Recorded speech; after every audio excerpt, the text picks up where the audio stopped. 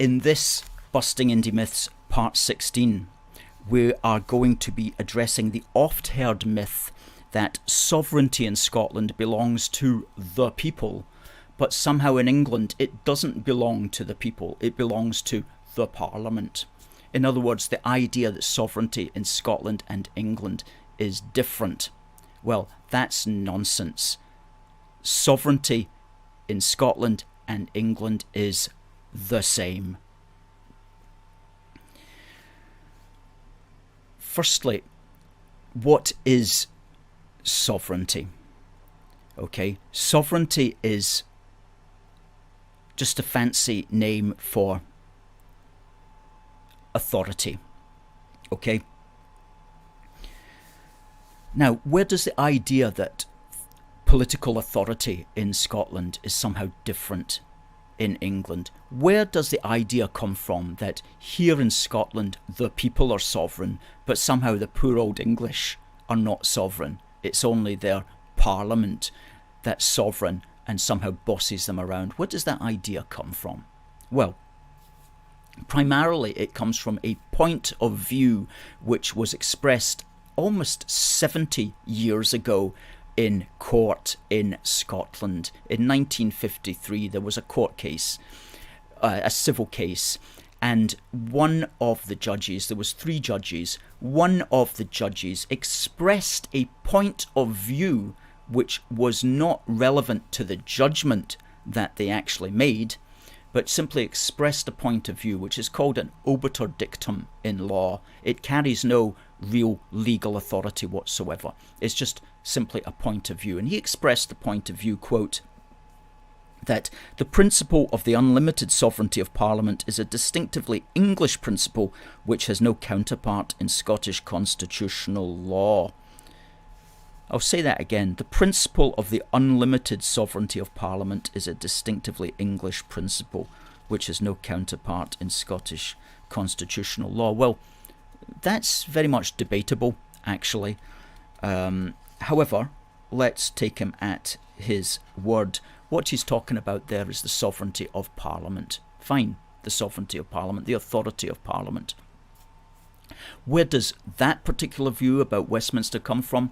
It comes from the constitutionalist A.V. Dicey, who wrote the classic work Introduction to the Study of the Law of the Constitution.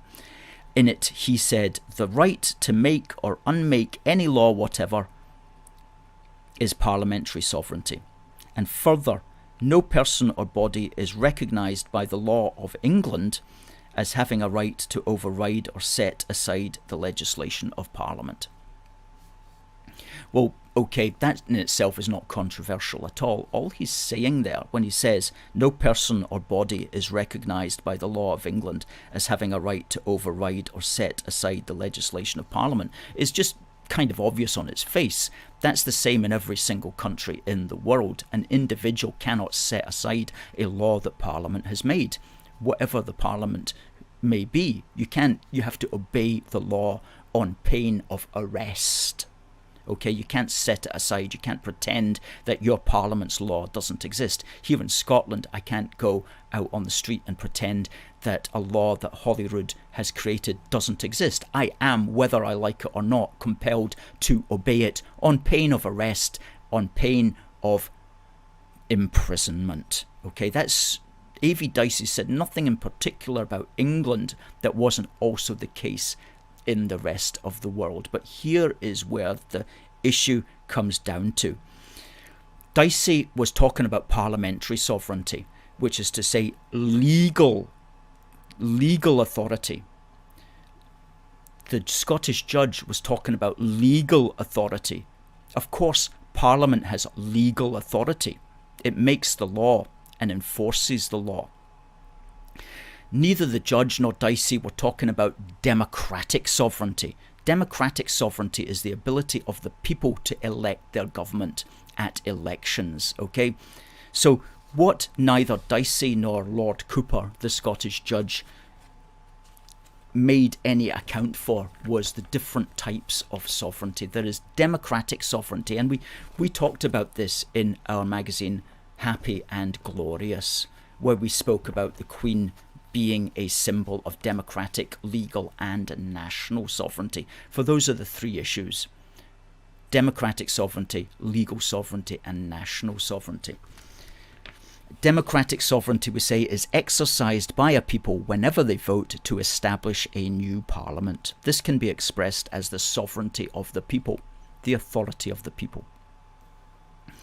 The second is legal sovereignty, which is exercised by any democratically elected parliament to create and pass its own laws. Without legal sovereignty, a parliament would be unable to function as a parliament. And that is expressed as the sovereignty of parliament. And thirdly, we have national sovereignty, which is the authority of the national parliament to govern with no foreign political and legal interference, or at least as little foreign political and legal interference as possible. And you'll remember that Brexit was all about national sovereignty. So the democratic sovereignty of the people is expressed at the ballot box. The legal sovereignty of Parliament is expressed when it makes laws, and the national sovereignty of the nation is expressed on the world stage by the institutions of the state, whether the Crown, whether the Parliament, whether the government, whether the Prime Minister, or the other institutions of the state under their control, such as embassies and armed forces. Okay, so there's three different types of sovereignty, and these fundamental types of sovereignty, democratic, legal, and national, are the same worldwide and identical, certainly, in both Scotland and England. But oh my, the Scottish nationalists do like to pretend as if there's something different about Scotland.